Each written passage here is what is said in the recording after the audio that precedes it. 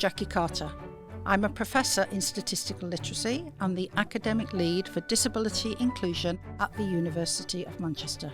I live with a disability and a long-term condition and often describe myself as deaf, dizzy and disabled.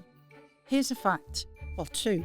24% of the working age population in the UK has a disability. 80% of disabilities are hidden or invisible, as are mine. I started the Let's Talk Disability podcast series to provide a platform to raise awareness of what it means to be a disability inclusive university. The podcast is a series of conversations which I host on the lived and living experience of our colleagues and postgraduate students of being disabled or having a long-term condition. On each episode, I host two guests. One is a senior leader at the university, a person with influence and responsibility. The other is a member of staff or postgraduate student who is open to sharing their disability or long-term condition. The aim is to demystify what being disabled means and create a culture of sharing. But, and this is important, each episode moves from dialogue to deeds, from talking to action. The senior leader is invited to commit to just one thing, an action they will take away as a result of the conversation. The disabled guest gets to say what one thing would make the difference to their lived experience as a colleague or a student at the university. So let's dive in and find out what today's guests want to share and what they will commit to make our university more disability inclusive. Okay, good morning to my two guests today on what is episode 2 of series 2 of the Let's Talk Disability podcast. And I'm delighted to have Hannah and Will in the recording studio with me. So without further ado, Will, I'm going to hand over to you, please, to introduce yourself and say why you're here. Hi, I'm Will Stone. I'm a Communications and Engagement Manager in the Faculty of Humanities. I'm here about hidden disabilities. I have had 2 kidney transplants, one which is current and has lasted 25 years, but a lot of people don't know that. They couldn't see it. They don't know about it. Thank you. Delighted to have you here, Will. Hannah, over to you. So hi, I'm Hannah Rundle. I'm Director of Faculty Operations for the Faculty of Humanities. I'm really delighted to be here. Thank you so much for inviting me. I'm looking forward to learning more about your story, Will, and absolutely thinking about how we can take action both in the Faculty of Humanities and in terms of my wider leadership as part of the Professional Services Leadership team. Wonderful. So as we all just discussed, these conversations are all about taking the lid off, talking about disability, with the interest of making the University of Manchester disability inclusive. And to do that, we have conversations, but it's really important we then move to action. So Will, over to you to start this conversation, please. What is it that you'd like to share with the listeners? Well, I guess I have a long-term health condition and that, will always require treatment. So I'm on anti-rejection drugs or immunosuppressants. I had kidney failure as a child, so from the age of 7 it went undiagnosed till I was about 11, and then they discovered that one kidney didn't work, and then I had this weird duplex 2 baby kidneys stuck together, and I was very, very lucky that the Royal Manchester Children's Hospital sort of got involved, and that kind of helped me for a long time, so it kind of gave me 10 extra years, and I was working in the south of France. I'd gone to college and went to the south of France to work, and that would be 1994, and the hospital rang and said, "Where are you?" And I said, "Well, I'm in France." And they said, "Oh, you need to keep an eye on your blood results." So every couple of weeks I'd cycle down to the local pharmacy, because French medicine's really far more advanced in this small town, and in the back of the pharmacy he would do my blood test, and then he'd fax them back to the campsite. I'd fax them back to my dad, who worked at the university in Preston, and he'd fax them on to the consultant, and it would be a case of so far so good, you're okay. By the September I was exhausted, but when I came back and went to see the consultant, he said, "Oh, I'm glad you're back." And I was like, "Why?" He said, "Another month and you'd be dead." Gosh. So I was rapidly put onto dialysis. It wasn't the best experience first time around. It was kind of done at home. But my dad had given me an opportunity of giving a kidney, his kidney. Sadly, that didn't work, and he went through a lot of kind of upheaval, I suppose, from having the operation, and that kind of leaves you with a sense of guilt and no solution. I went back on dialysis, and I was very lucky that there was a great nurse who kind of looked after me. And by sort of 98, I was at university. I was actually living in the south of France, DJing and going, this is all right. And then it wasn't till the October of that year, 98, I'd been away for the weekend in Paris, got back to the airport, and there was a telex message. You know, we forget about these days with instant messages, but, you know, the old telex sheet and saying, do not eat or drink, possible transplant. Gosh. So having to sit on the flight all the way back to Manchester and then wait for that transplant to check, because you don't know. That's the thing. It's always a guessing game. You just do not know if it will be successful, whether you match or not. Luckily it was. So for 26 years actually, you know, I've had that transplant. It's been perfect. I was lucky. It was 1,000,000 to 1, a doppelganger, the nurse said.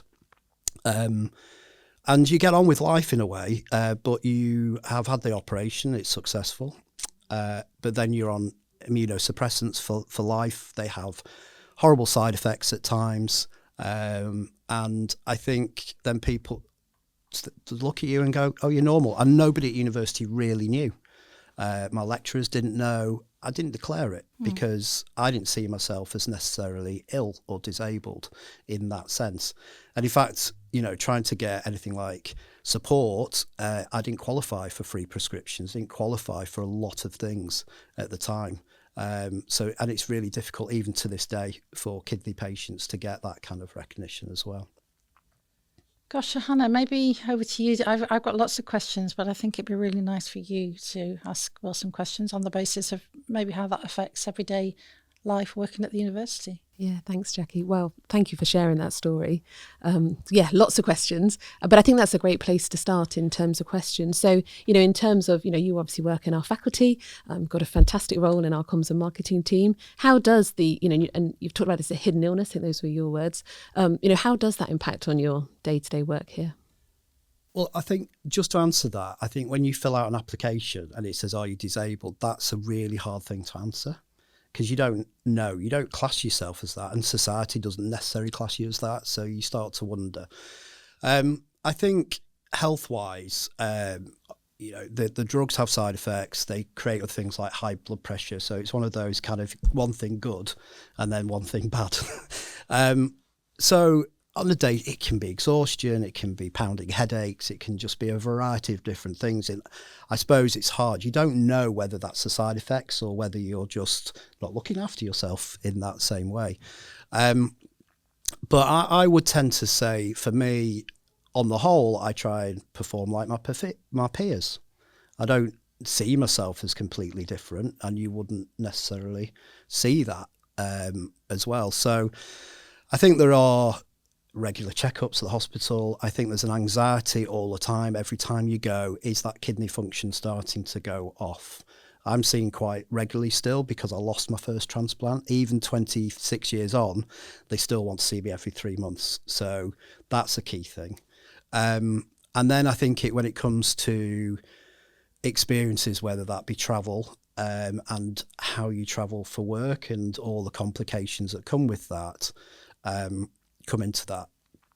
I'd also add, sometimes when you have those exhausting days, I personally anyway, would feel guilty for taking time off sick and it counting in that way as being generally poorly. I've never really taken time off sick. And I don't know whether that's because I'm conditioned, you know, and grown up with it, or whether it's not clear, it's not a disclosed disability. So there's a couple of things in that I'd like to pick up. So picking up that point there about kind of being concerned about taking time off when you're sick.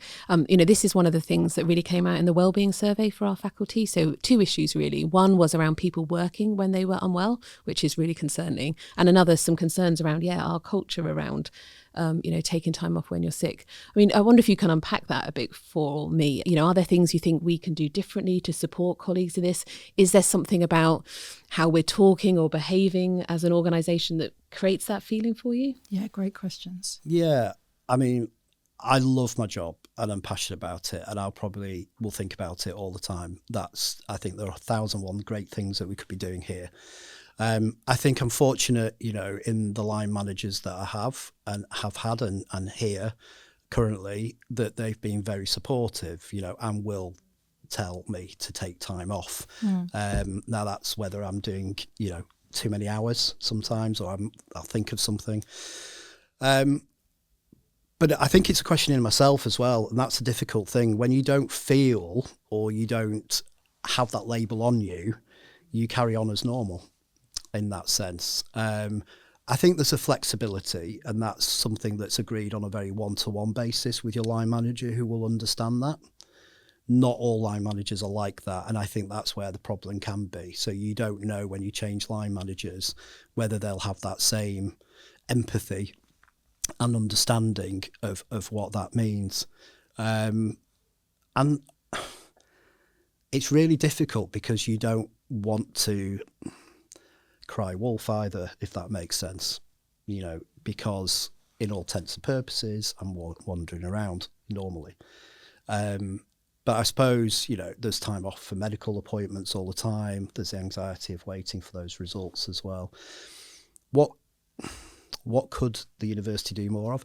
I think a lot more openness about hidden disabilities, and I would say a lot more about side effects and how people work, but also supporting staff to accept that, because in these situations, the medical, system isn't geared up for that psychological support. I didn't get any psychological support whilst I was on dialysis. They now do for young people. So, you go through these episodes, which are traumas, I think, and then you come out the other side. But I think for a well-rounded employee, it's a great place to go. Actually, you can come without that sense of guilt. Yeah. There's some really important things wrapped up there, aren't there? Something about that consistency of line managers cannot be dependent on, an individual being compassionate. It has to be absolutely embedded in our structures for line management. And something about that storytelling, which I guess this is part of that, isn't there? But about, kind of socialising some of that. Can I jump on that as well? Because I think you've touched on something really interesting. So when you can't see something, it's very hard to know how to respond. And you've talked about that and that underlying constant stress that comes with the long-term condition that you've got. But you've also talked a lot about what we would call the medical model of disability. Your kidneys didn't function well, so you've had to have a kidney transplant. And what we're trying to do at the University of Manchester is raise awareness of the social model of disability. And regardless of whether or not you personally would describe yourself as disabled or with a long-term condition, if there are effects of what you're dealing with on an everyday basis that impacts on you, we're trying to open up conversations about what that means. So that's entirely, the ethos around the let's talk disability and conditions, long-term conditions. So one of the things I'm hearing that maybe needs to come back to yourself, Hannah, is how can we culturally change the conversations in the institution to enable people to feel it's safe to share should they wish to. Nobody has to share anything they don't wish to, but if they do, how can they be assured that they will get the support from their colleagues in a way that's empathetic and supportive and helpful and enables them to do the job, but also have a down day. All right. And, it's not always about medical conditions that mean that people need that. A good, well-functioning institution like a university who cares about the well-being of its staff needs to be thinking in the round about what do we need to do. So that was a very long way of coming back to your well-being point about how can we ensure that we're giving our staff and students, come to that, a good, supportive, caring environment to look after their well-being to enable them to do their job or study. Yeah, I think there's a range of things for me that certainly we're thinking about at the moment. So some of it is around the kind of training and the development and the kind of expectations we set, both making sure everyone has done the kind of mandatory training, but also kind of taking that deeper and into some wider conversations. I think there's some role modelling aspects of this. There's some elements about talking about this, both, colleagues at all levels of the organisation and in all kinds of roles. I guess kind of, I'm not sure it's the right phrase, but kind of normalising this, it doesn't matter who you are, and there'll be all sorts of stories about people we don't know or things that people have going on in their lives, and so kind of creating the space for those conversations. And I guess we also have to call out bad behaviour. So when we're seeing examples or hearing things that aren't in alignment with where we want to be around kind of well-being and space, that we call those out, we respond to them, and we think about how we can learn from them. But I definitely don't think of myself as an expert on this, but it is something that I worry about and something that I think we need to do more about, definitely. Yeah, thank you both. And that being an expert on something is really important because, again, one of the reasons I started this series of conversations is to let's just have the conversation, okay? You don't need to be an expert. You're an expert in your own lived experience, but you don't need to be an expert in disability studies, for example, to have a conversation with somebody about how their condition's affecting them. So what do you think? You've variously described your journey to where you are now, some of the parts of your role because of your condition that may cause you stress, and you never, the unexpected nature of that. You don't know if you're going to have a good day or a bad day.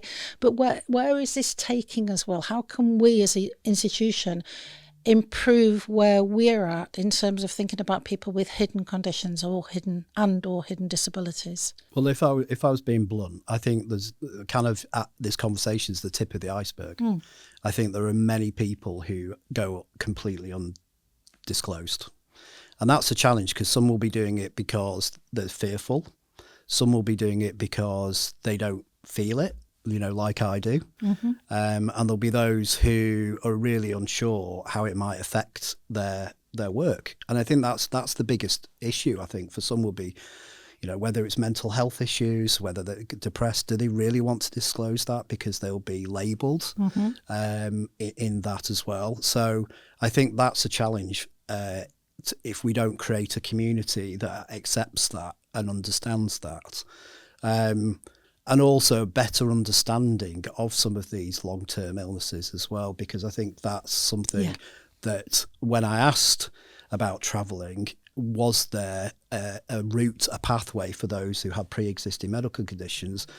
The answer was really, we don't record them.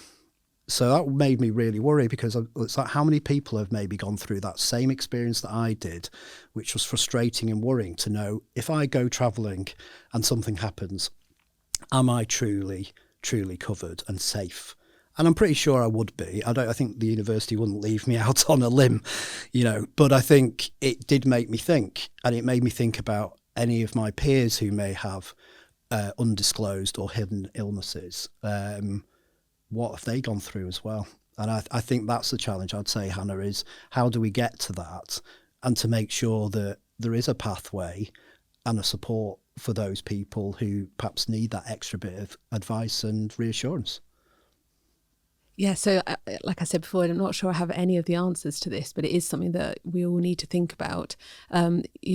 That ability to, share, disclose, whatever the kind of right phrase is so important, that people feel safe to do so, right? And and it's really interesting that we don't capture that. That feels like something I need to take back to colleagues, definitely, in terms of kind of understanding that, and how are all of our policies and our arrangements geared up to be as inclusive and as enabling as possible, right? So certainly it sounds like some of the elements of our travel policy and how that is being implemented aren't as inclusive as possible. And so how do we learn from that? How do we take the specific examples? Because often that's what it's needed. This doesn't work in this, and the process has to accommodate it. So how do we really test it and understand some of that? Because we absolutely want everybody to be able to participate in all of the activities, one of which absolutely being travel. So I think you're both right. I've got another curious question that I'm going to pose as well, which is maybe a bit unfair, but I'm going to ask it anyway, because at the moment at the university we've got a new leader. We're going through this sort of transition into the Brave New Future 2035 strategy, and it's fantastic that people are having the opportunity to say, and I for one have been talking about inclusive by design in the policies and the practices that we develop. Not everybody feels comfortable, as we've just said, sharing, disclosing, whatever word we choose to use in terms of let's call disability inclusion or long-term conditions. So I think one of the things that I worry about actually is about, there's all this pressure in higher education now for various reasons, external reasons as well. And people are being asked to do an awful lot, and that puts people under pressure. So how do we really create this compassionate environment where people can share if they're having a bad day, or can say if they need support, or can go to a safe space and have that support if they don't want to share it with their colleagues? Or how do we do that? How do we get better at supporting our staff who we have a duty of care to, and our students who we know are under tremendous pressure? It's a big question. I don't have the answers, but I'm sort of curious about whether or not you think that there are things that we could be doing better based on your experiences and roles. I mean, from my perspective, it's about skilling up, and and I'm not being irreverent here, but when I worked for a global company and the HR director said I'm the director of human remains, Oh, gosh. and but they were absolutely fantastic, because I wasn't covered by the life policy insurance because someone didn't activate the pension at the right time, and they went, we'll cover it, we'll cover your travel insurance, your life insurance. You're one of ours, big global listed company, and I was quite surprised by that. But I think we should question, have we got all the soft skills? Have we got all the right skills? Have we got people who have that, medical qualifications or awareness and social disability qualifications? And that's hard, I think, and I recognise that's hard, because the more inclusive we become, the bigger that becomes. I feel I have, for me personally, a certain amount of resilience. My mum was a hard-working teacher, never took any. My grandmother was, they were just, that instilled in me in that kind of resilience and hard work. But that can't be the case for everybody, And I remember being on dialysis, and I remember I used to have to do twilights on night shifts, and I couldn't sleep after, and eventually they put me on day shifts, and I managed to get my studies around it, and I thrived because of that. But I also looked around me, and those who focused on being ill were ill, and those who just got on with life. And I met some amazing people who had full-time jobs, were off snowboarding, and that was a really inspiring experience. So I think there's two parts to that. One, have we got the skill set, to manage some of those difficult areas? Because I think there are some very clear areas where we're very aware of. Neurodiversity, we're getting better at. Physical disability, we're working on that. But things like hidden illnesses are a lot harder because it's more nuanced, I would say. I think the other part is about us, having that community of compassion and empathy and understanding that as well, and helping people realise and fulfil their potential. I think that's the main thing we can all do of that. And I think, but that may be many different paths for different people. It's not a straightforward path, and the one size fits all doesn't work anymore, because we have changed both the way we work and our community around us, our employees, our peers. Hannah? So we were nodding along as you were talking there, and I agree with all of that. I think the point about upskilling is really well made. A couple of other things, I suppose, that came to mind as you were asking the question. So, you talked about being inclusive by design. So this has to be embedded in the heart of the Manchester 2035 strategy, and resources have to follow our commitments around some of this. And, there is a whole set of institutional accountability linked to that.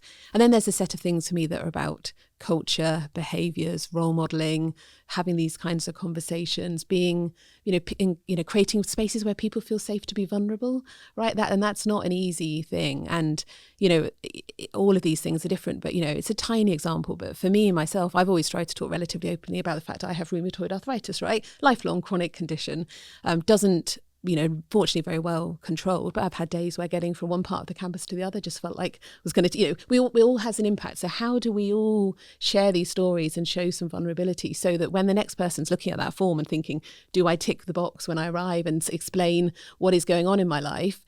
Yes, because I trust the organisation is going to respond compassionately, not no, because I'm really nervous that this is going to count against me. And so lots of things have to happen, but that's where we want to get to, right? Yeah, you're both so right. And it starts with conversations like this, doesn't it? And then bringing others on board as and when they feel comfortable to do so. And if they want to do that anonymously, that's also fine. And one of the things I think I haven't got right yet, and I hold my hands up, is ensuring people who don't want to be named, who don't want to be identified, can still have their voices heard, because it's not just about, the brave and the good and the people who are used to speaking on platforms like LinkedIn and on podcasts like this, but it really has to be fully inclusive. It has to include anybody who wants to share their story to be able to do so that we can create that more compassionate environment that you both talked about, and also instill the behaviours in our staff and students that, this is what we're about. We really do care about this, and we're really giving everybody the opportunity. I think you used the phrase, reach their potential, or that's my paraphrasing what you said. This is such a wonderful conversation. I know we could sort of talk a lot more at length, but is there anything that we haven't talked about that you'd want to pick up in the context? I mean, you just shared your own condition there. We're not assuming that people who get to a certain level don't have a disability or long-term condition. And by being vulnerable and open and sharing, that is the role modelling that we're trying to create, so that we've got quite a lot of leaders now who have come out from under their shell and said, PJ Hemingway is one of them, and is embracing their neurodiversity in his case and talking about it very openly. And the more that we can do that, the more we normalise. I can't remember who used the term normalise, that it's okay. 24% of the working age population has a disability or long-term condition. 80% are hidden. Right, so if we all talk about what we have and how we're supporting our staff, colleagues, PS, academics and students with their conditions, and we're making it okay for others to talk about their conditions as well and know that they can go and have those conversations and get that support. So I'm really encouraged actually by what you both said today. But then I'll come back to you and say, is there anything we haven't talked about that you think it'd be really nice to capture on this episode? I mean, I think that was really useful, Hannah. You shared your experience, and again, I wouldn't have known, So I think it is about creating that safe environment. And look, we know outside and external factors about disability, if you read the news recently, has, put a lot of pressure on that. I think there is a real need to allow people to declare that anonymously or however they do, to feel safe and feel that I'm not going to be judged, I'm not going to be labelled, there's no black dot on, or mark on my file because of that. And you do get inspiration from those who will step up. I can only, there was, he sadly passed away, but there was a young man who, was Nigerian, grown up in the UK, who was on dialysis with me. And if it hadn't been for Fumi, I think I probably would have really struggled. But, he'd go, I'm going snowboarding, I'm doing this. 3 degrees, patents to his name. He's just full on, 3 transplants, and it beat him in the end. But if it hadn't been for people like that, and I think I was in that the environment where there were people who were very, very poorly, people who didn't look after themselves. It's a really weird situation when you dialyse 3 times a week. You meet these people, and you get different outtakes of what health is like. So you see the whole spectrum. I think in a work environment, it's useful to be able to see that, and to because if you see someone who's like you go, okay, yeah, I feel part of that as well. And there's lots of other things that we all need to think about, our own health, our own resilience, our own kind of well-being. But there's that added extra, I don't want to call it a burden, but there's that extra thing when you've got a long-term illness. I think even your own peers and even your own family can take it for granted because they don't see that day to day. So that's one of the things, that people, again, I would never have known. And you go, no, you probably wouldn't, but in yourself, you're carrying it around all the time. It is a piece of baggage, and that's really tricky. So I would hope that we create more of a forum for that. I think there's a real opportunity to talk about hidden illness and disability across our organisation, because as you said, there's probably 80% of society who don't admit it or declare it. Thank you, Will. I mean, so I've got loads of questions, but I think the conversation doesn't have to stop here, right? No. So we can carry on talking about some of this. My head's full of thoughts and ideas, but it's been fantastic. And I'm so grateful to Will for sharing his story with such, it's really thought-provoking and really reflective and very authentic. And so, yeah, thank you. Thank you. We'll move to the question that you each ask each other in a minute. But for me, the takeaway message today is, and we haven't really touched on this in any of the other episodes, it's about vulnerability. One of you used the word vulnerable. And if we want to enable others to have a voice, I think as leaders we do, or in any position, and I don't mean leaders just in a role at the top of the university, I mean, leading ourselves, we have to be open to our vulnerability and to supporting that for exactly the reason that you've just shared. Because if we can do it and affect one person and enable them to, follow a different path perhaps to the one that they would have taken, then it's worth it. Just one person needs to be affected by us speaking out for it to be worth the effort of speaking out. So at the end of each of these episodes, I ask each of you to ask the other a question. And Will, you get to go first and ask Hannah your question. I guess is a one thing that you're going to commit to as a result of this conversation, Hannah? Is there anything you're going to take away and go, right, I'm going to work on this? Yeah, so lots of thoughts, as I say. I think I'm going to be sneaky, as I think some of the predecessors on this have been too. And I think there are two things that really strike me in this conversation. So one is, a big theme is, sharing stories, storytelling, communicating, being vulnerable, and how we kind of just build some of the kind of context around some of this, particularly around hidden illnesses. And I have a platform in which I could do that. So, I run an open meeting every month for professional services across the faculty. I get the opportunity to write a senior manager message as part of the faculty newsletter, and I have influence over quite a lot of agendas. So let's just take a step back and really think about how I use some of those platforms, both to show some vulnerability myself and to do some storytelling, but absolutely create the platform for others to do so. So that's the first thing. And then the second thing was around the travel policy. There are a number of things in this conversation and our pre-conversation that suggests there's some work we need to do to make that as inclusive as possible. So I do want to lean in and support those conversations. Thank you, Hannah. That's great. And just to let you know that the Dean of your faculty is going to be a guest on one of these episodes in the future. So Fabulous. It'll be good to think about how you can dovetail perhaps with what Fiona talks about as well. And you have a question that's going to be asked of you as well, Will. Absolutely. So the question for you, Will, what one thing would make a positive difference to your experience at the university? Well, apart from this opportunity, so thank you, Jackie, I think that raises that awareness. I think it would be really useful if we did create some dialogue, future dialogue about hidden illnesses or hidden disabilities, because I think that would give a lot of people a lot of opportunity to share. To feel that they're not alone and they don't necessarily have to hide it. So I think that would be my kind of one takeaway to ask of you, Hannah, is, and I think it would be a positive thing for all of us to hear that.